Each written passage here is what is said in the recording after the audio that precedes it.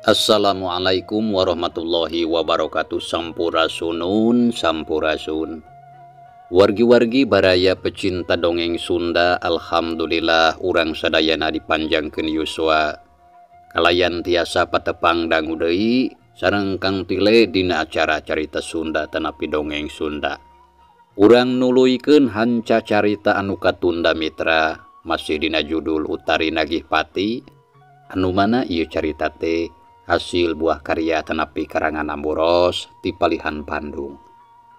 Kasugri kaum dangu, sateu acana simkuring neraskeun hanca carita tong hilap kanu teu acan subscribe, mangga di subscribe heula nya. Kan watosna simkuring ngahaturkeun rebu-rebu nuhun laksa ketika bingahan kana naon rupi apresiasina. Pamudah-mudahan ieu channel kapayuna sing langkung nanjeur kalayan tiasa midangkeun dongeng-dongeng Sunda anu sanesna. Atur nuhun mitra kana naon rupi peratosana sumangga urang lajengkeun di carita anu katunda.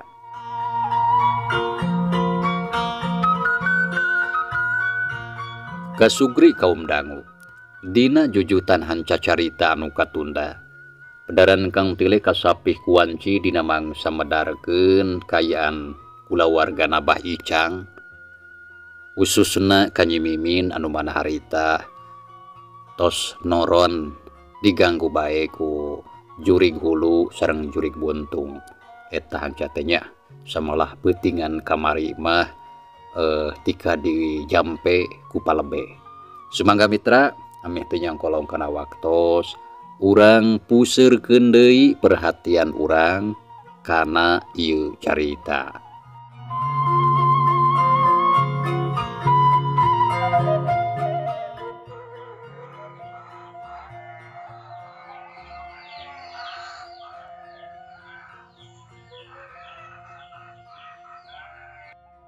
Kasugri kaum dangu, kacaturkeun poe isukna Nyi Mimin sakula warga geus harudang. Mbah Icang poe eta mangahaja teu indit ka mamana aya bae ngariung maturan anakna. Sabab ngarasa melang sok bisi aya dina naon dina mangsa Mbah Icang keur eueuh di imah. Tapi nepi ka wanci sore kaayaan teh biasa bae cara sasari. Lantaran ari beurang mah loba tatanggana anu daratang ngadon nyorog ngobrol sakalian nareang Nyi Mimin sareta naranyakeun kajadian anu karandapan peuting tadi. Akhirna teu karasa waktu teh reup peuting deui. Wanci sareupna Nyi Mimin geus diuk deui dina kursi anu aya di tengah imah. Sedengkeun indung bapana mah keur ngajalankeun salat magrib. Ngahaja peuting eta Mbah Icang teu indit ka masjid da puguh melang kanu jadi anakna. Jandela jeung panto imah geus pageuh ditarulakan, lampu cempor geus disareungetan sarta ditundaan di unggal tempat ngarah caang.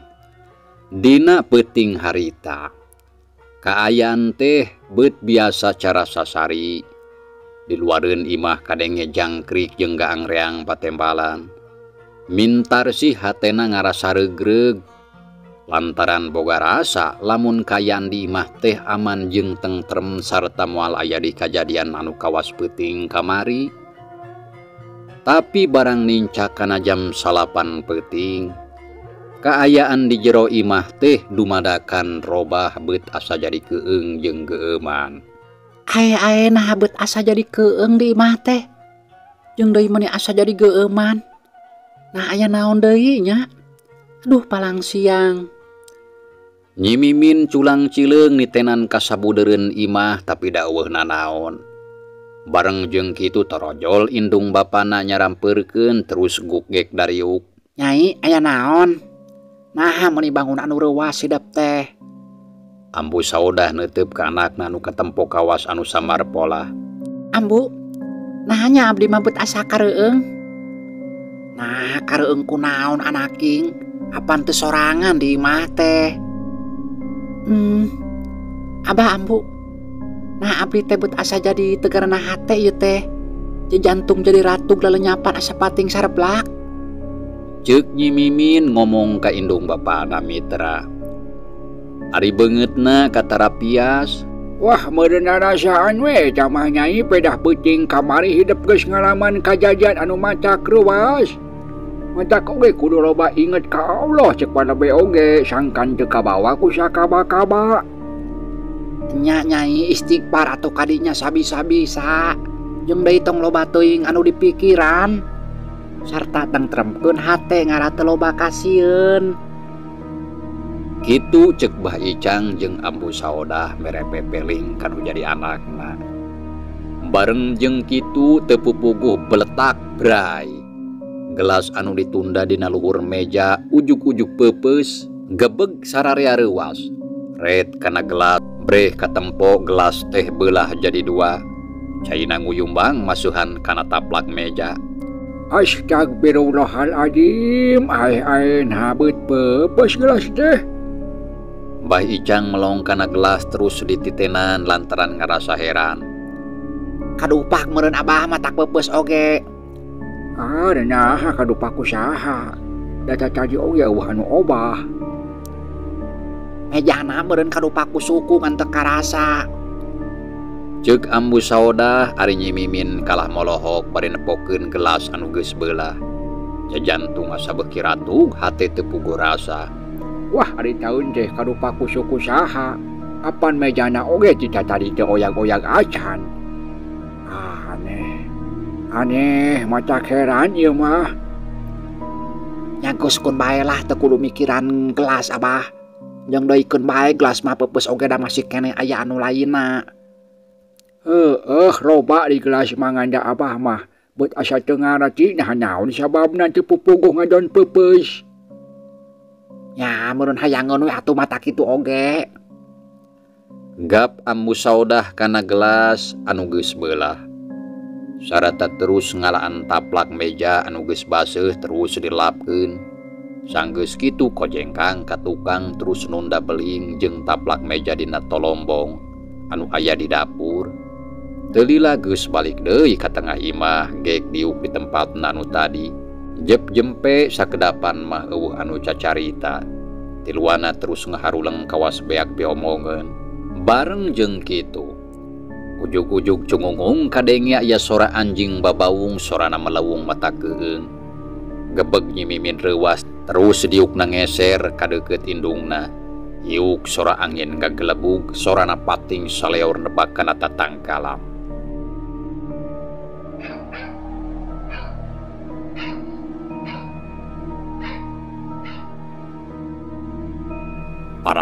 Paralak kana kenteng kawas aya anu ngauran. Gebeg atuh sararea reuwas. Terus silih pelong bintar sih katempo awakna ngeleper. Ras inget kana kajadian anu geus kaliwat. Rei bulu pundukna ngadadak muringkak. Abah coba eta dengekeun di luar. Nah sora angin meuning ngaguruh. Tapi angin ti mana nya meuning asa dadak-dadakan kitu. Jeung deui kawas aya sora anu ngauran kana kenteng. Tagra sok dengekeun.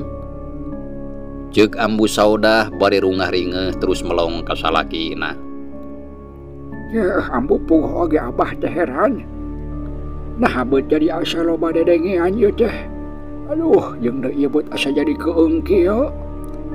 Ret Bah Icang ka anakna anu keur ngahuleng bangun anu keur malaweung. Nyai anyaking, tong kalah ngahuleng kitu. Cing sok istighfar kadinya. Abah, abdi mah sieun Abah. Teu kudu sieun da moal aya nanaon. Apan dibaturan ku Abah jeung ku si Ambu. Sing teger we hidup masuk babacaan kadinya. Bareng jeung kitu hing kadenge di luareun imah aya sora awewe anu ceurik bangun anu kanyanyerian. Sorana mulas melis matak pikawatireun.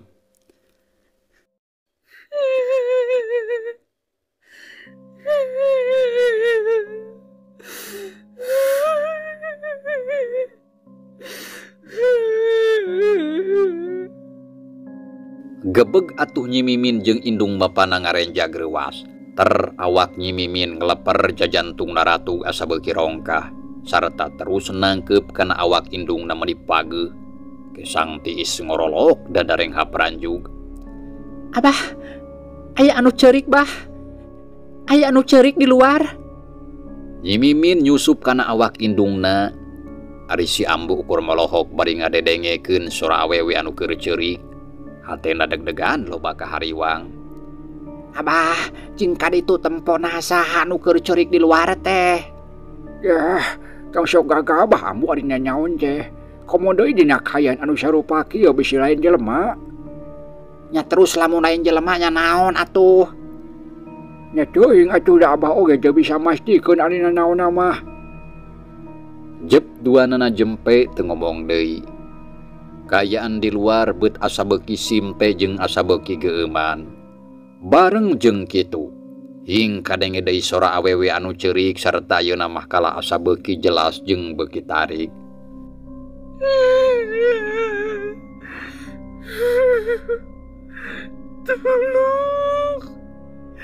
Tolong sirah kuring pangnupukeun. Bah Icang pangnumukeun sirah kuring. Tolong nyeri. Aduh nyeri. Kitu ceuk sora awewe anu di luar. Harita mah ceurikna bari sasambat ka Bah Icang sarta meta tulung sangkan dipangnumpukeun sirahna. Bah Icang jeung bojona silih reret duanana teu cacarita jempe bae bari ngadedengekeun. Bareng jeung kitu kolotrak bray jandela ngadadak muka. Padahal tadi teh geus ditulakan. Tapi ayeuna kalah muka sorangan terus ngagemblang. Iuk angin asup ka jero imah korejat Bah Icang nangtung da puguh reuwas. Ambu saudah nangkep pageuh awak Nyi Mimin. Duanana ngeleper bakat kusieun. Ret atuh ka pelebah jandela anu ngagemblang tapi eueuhna naon. Kayaan di luar katempo poek meni meredong. Abah, jandela muka. Ambu saudah gugup tapi maksakeun ngomong sarta leungeunna nunjuk keluar. Nya jandela muka Ambu. Are tadi geus ditulakan acan. Nya tadi mah geus Abah sarta geus diloris deui tadi teh. Tapi nabeut bisa muka. Sok gancang tutupkeun deui atuh Abah. Kojengkang Bah Icang ngadeuketan kana pelebah jandela dibarengan ku hate anu deg-degan. Iuk karasa aya angin tiis nembag kana awak terus asup ka jero imah. Lampu cempor kakalecesan rek pareum. Bah Icang gura-giru nutupkeun di jandela. Gancang ditulakan bareng jeung kitu koceak Nyi Mimin ngajerit. Nyi Mimin ngajerit tarik pisan. Awakna nu keur ditangkep ku indung da ngadadak ngakurinjal terus jeleng luncat ngajauhan. Terus hing ceurik ngabangingik diselang ku seuri cicirihilan. Sorana ngirung mata kukurayeun. Samalah terus gagaro kana sirah atuh buguh-buukna jadi aut-autan.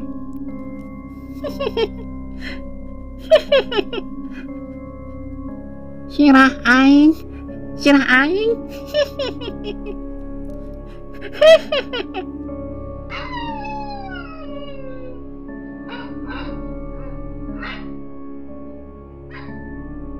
Bah Icang jeung Ambu saudah bareng ngareret ka anakna anu keur jejeritan jeung cicirihilan matak pika hariwageun. Duanana puguh bae ngaranjung. Ai anak king, kunaon deui hidup teh? Astagfirullahaladzim, ya Allah, ya Rabbi Gusti.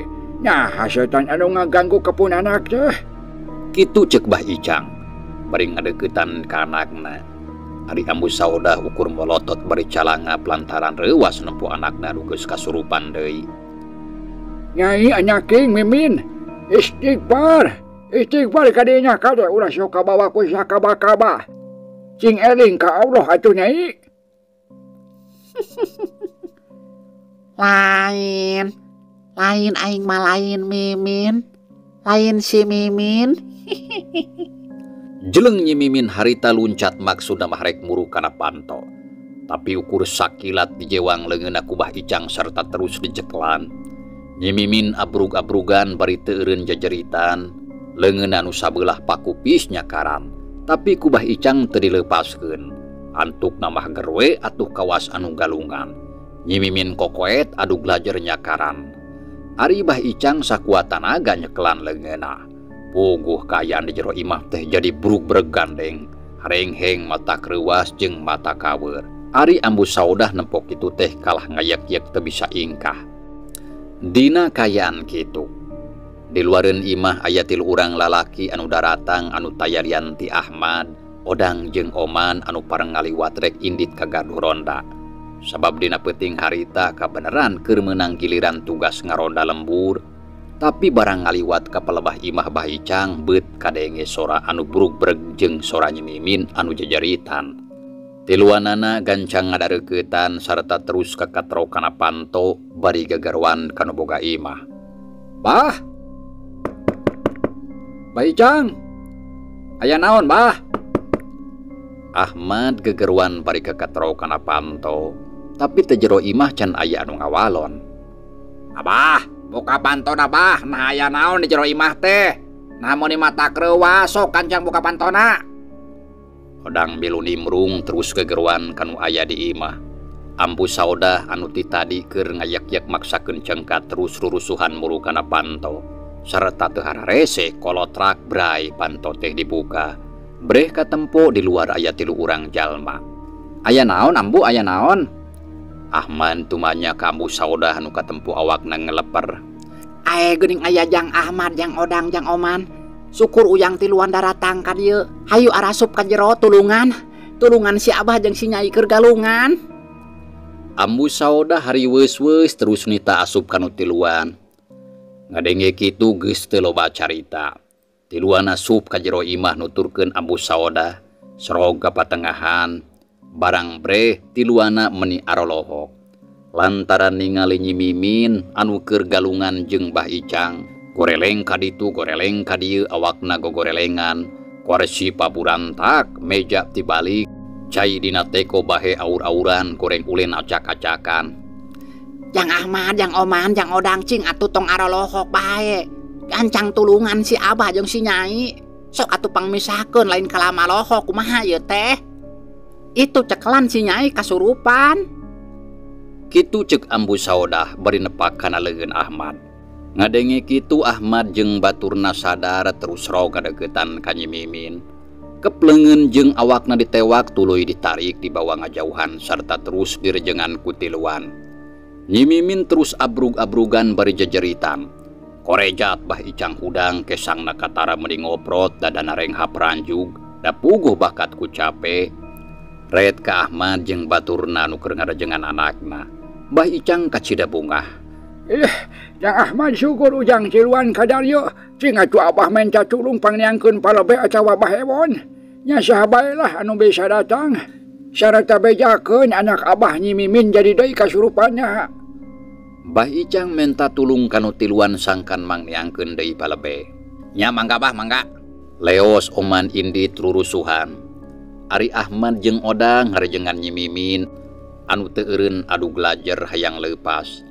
Nya barang jeung kitu, tatanggana Juljol daratang sawareh marantuan nyarekelan anu sawareh silih tanya lantaran sararea ngarasa heran nempo Nyimimin anu geus kanceuh deui samalah ayeuna mah kalah tambah parena. Beuki lila beuki loba anu daratang teh akhirna ngagimbung minuhan imah Bah Icang. Sanggeus aya kana sawatara waktu. Torojol palebe samalah datangna oge bareng jeung Bahewon diiringkeun ku Oman ditukageun. Terus atuh gancang arasup ka jero imah breh katempo Nyimimin keur adu glajer pada nyarekelan. Geus kunaon deui budak teh Bah Icang? Aduh, palebe ampun tadi mah. Jigana jurig anu kamari teh datang deui ka dieu sarta ngaganggu kapun anak. Halah muni asa taak abdi mah palebe. Nya kedah kumaha tuari geus kieu jurig teh kawas nambungan nyingkah da geuning terus ngaganggu. Kitu ceuk Bah Icang nyaritana bangun anu jengkel. Ya kudu sabar Bah Icang. Keun atuh si Nyai mah urang tarekahan deui susuganan jurig daek nyingkah. Serog palebe ngadeuketan ka Nyimimin anu keur pada ngarejengan. Terus atuh dipelong bari kagerayeman mapatkeun jampe pamake panyinglar setan siluman. Kepoh mun-munan ditiup. Koceak Nyimimin ngajerit terus cerik ngabangingik bangun anu kanyanyerian. Tapi ayeuna mah awakna teu abrug-abrugan.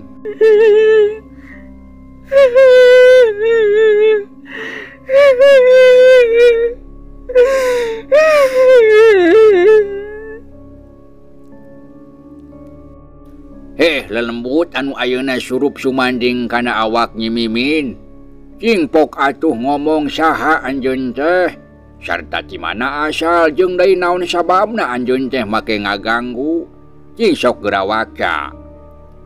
Kitu ceuk palebe bari melong ka Nyi Mimin anu keur ceurik ngabagingik. Koceak Nyi Mimin ceurik deui sorana kalah beuki tarik mata katorekan. Aing teh sudi, aing teh suka, aing teh ridho. Awas ya, kabeh oge moal aya nu disesakeun. Awas ya. Ceuk Nyi Mimin molotot ka palebe kawasan hayang ngarontok. Naha kunaon atuh ieu teh? Naon maksudna? Naha anjeun teh teu suka kunaon? Teu ridho kunaon? Jeung naon atuh anu moal disesakeun teh? Cing sok geura waca sangkan jadi kaharati ku sararea. Jeung deui saha anu diawas-awas ku anjeun teh hah? Ceuk palebe tumanya kalayan Darya. Kabangsa lelembut anu ayeuna keur nyurup kana awak Nyi Mimin. Burilak panon Nyi Mimin buburilakan bangun anu galak pisan. Sorot panonna semuhurung pun celik samalah letahna oge ngelel matak sieun. Sia, teu kudu nanyakeun aing saha. Jeung teu kudu hayang nyaho lantaran anu jelas nama kabeh oge moal aya anu disesakeun. Kan kari nungguan mangsana hungkul. Nyi Mimin seuri nyikikik awakna adug-adugan sukuna totojer hayang leupas. Ngan untung pada ngarejengan. Nempo kajadian anu sarupa kitu sakur anu araya di dinya mah kabeh oge ngarasa sieun jeung keung. Ulu pundukna pating puringkak. Lelembut anu nuju calik dina kurungan Nyi Mimin. Geus lah kaditu geura balik. Ulah sok ngaganggu ka manusia. Lantaran urang teh geus beda alam jeung beda kahirupan. Geus kancang geura nyingkah kaditu. Indit ka sabrang ka Palembang ulah deukeut-deukeut ka dieu. Ulah ngaganggu katangtreman batur. Urang masing-masing we atuh hirup mah. Ceuk Bah Ewon ditujukeun ka lelembut anu keur ngawas saraga badagna Nyi Mimin. Teu bisa. Aing moal indit, aing moal nyingkah salila maranehna can mayar hutang ka aing. Beuh. Nya hayuring teh meuni aya ku bedagong teuing, make jeung mung nyingkah cingpok atuh geura waca saha anjeun teh. Sok atuh sebutkeun naha saha anu dimaksud maranehna teh. Jeung deui saha nu boga hutang teh, pok kadinya sing jelas. Ceuk Bah Ewon nanya deui bangun anu jengkel. Aki-aki peot. Lamun si laing hayang nyaho mah heug ku aing rek dicaritakeun. Anu boga hutang ka aing teh salah sahijina si Mimin. Taku lantaran kitu aing datang ka dieu teh ayeuna rek nagih. Wah, jadi anjeun teh rek nagih ka Nyi Mimin. Sabab manehna boga hutang ka anjeun kitu lain. Nah, atuh lain ngomong ti tadi. Aing rek nagih ka si Mimin. Lantaran manehna teh boga hutang anu gede pisan. Sarta kudu gancang dilunasan.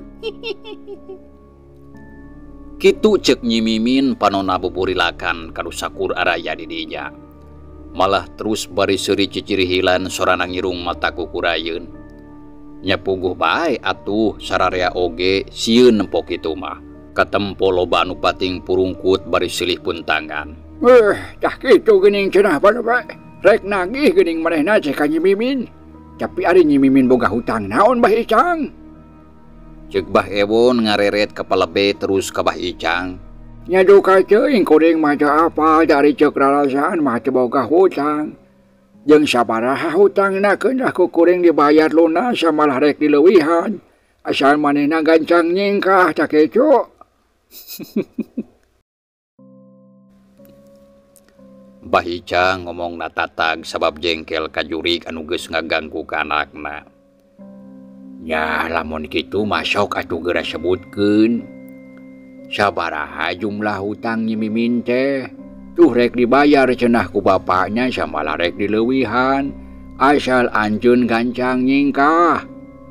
Tinggalkeun kurungan Nyi Mimin karunya tuh lila-lila teuing mah udah sok hayang nyiksa batur.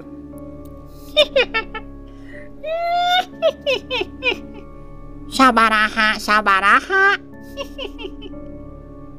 Geus teu kudu seserian gandeng, jeung deui seuri anjeun teh teu matak resep kadengena oge, teu nyari jeung teu lucu. Dasar lebe belat, belegug bodoh katotoloyo.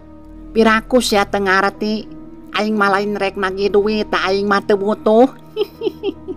Nyi Mimin nyarekan lak-lak dasar ka palebe.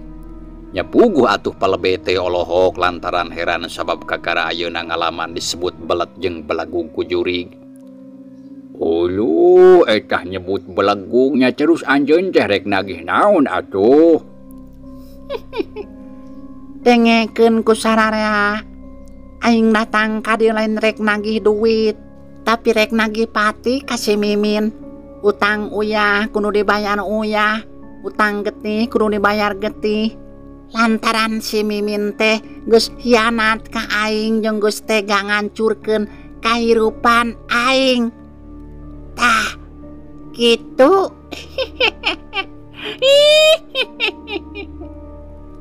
Ceuk lelembut anu aya dina raga badag Nyi Mimin tandes. Terus Nyi Kikik seuri sorana tarik ngajelengeng. Terus kulahek awakna leuleus ngajoprak tempes-empes. Ari lelembut anu nyurup kana awakna harita indit ninggalkeun kurungana. Nempo kitu ambu saodah ngajeri terus muruk anakna nu keur pada ngarejengan. Alah, Nyai Mimin anaking. Aduh, kunaon atuh hidup teh. Ambu saodah ceurik rawah riwih hatena salempang kana nasib anakna. Sabab jelas pisan tadi kadenge lamun ka anakna aya lelembut anu rek nagih pati. Ari palebe jeung anu sejena sararea reuwas. Nya keur sakedapan mah kalang haruleng da puguh mikiran caritaan anu tadi ditepikeun ku lelembut anu nyurup ka Nyi Mimin. Palebe kedah kumaha hari tos kieu? Bah Icang tumanya ka palebe begeut katarapias awakna oge ngalepar. Aduh berat ieu mah Bah Icang. Kuring mah teu sanggup sabab jelas geuning kadenge ku sararea. Maksud manehna teh rek nagih pati ka Nyi Mimin cenah. Tapi keun heula tong waka dipikiran ayeuna. Sok mending urus heula Nyi Mimin karunya pasti awakna ripuheun. Nya mangga palebe ambu geus tong digulang gaper bae atuh si Nyai teh. Sok mending oge geura golerkeun dina kasur karunya atuh ari senang ngajoprak kitu mah. Jang Ahmad, Jang Odang, jeung anu sejena cing barantuan pamidahkeun si Nyai ka kamar. Bah Icang ngareret ka Ahmad jeung ka Odang anu tita tadi teu ingkah di kamarna. Sarta milu ngarejengan awak Nyi Mimin. Mangga Bah, mangga. Hayu Dang, gotong euy ka kamar. Nya hayu atuh sok urang gotong karunya barina oge. Ari ngajoprak dina palupuh mah watir, geus pasti awakna nyarari. Regeyeng awak Nyi Mimin digarotong ku tiluan dibawa asup ka kamarna. Terus atuh digolerkeun dina kasur sirahna diangelan. Rap disimbutan terus atuh ditungguan ku si ambu jeung tatanggana saurang awewe tengah tubuh anu milu ngabaturan. Cing minta cai herang sagelas. Palebe ngareret ka salah saurang anu araya di dinya sangkan pangnyokotkeun cai. Kojengkang saurang awewe ka dapur terus nyokot cai. Teu lila geus balik deui sor diasongkeun ka palebe sarta gap ditampanan terus dijampian kalayan husu. Bah Icang, ieu cai meunang ngadoaan sok kaditu usapkeun cai teh kana mun-munan. Terus inumkeun saeutik-saeutik ku sendok. Karunya pasti capeun jeung hanaang da geus ngamuk tadi teh. Samalah tangtu awakna oge bakal karasa nyareri geura. Sugan bae geus diberengi numah bisa gancang sadar deui kana dirina. Mangga hatur nuhun palebe. Mitra cageula ieu carita urang tunda heula ja. Insyaallah mitra kin urang lajengkeun deui. Hatur nuhun kana naon rupi paratosana wilujeng kantun. Wassalamualaikum warahmatullahi wabarakatuh.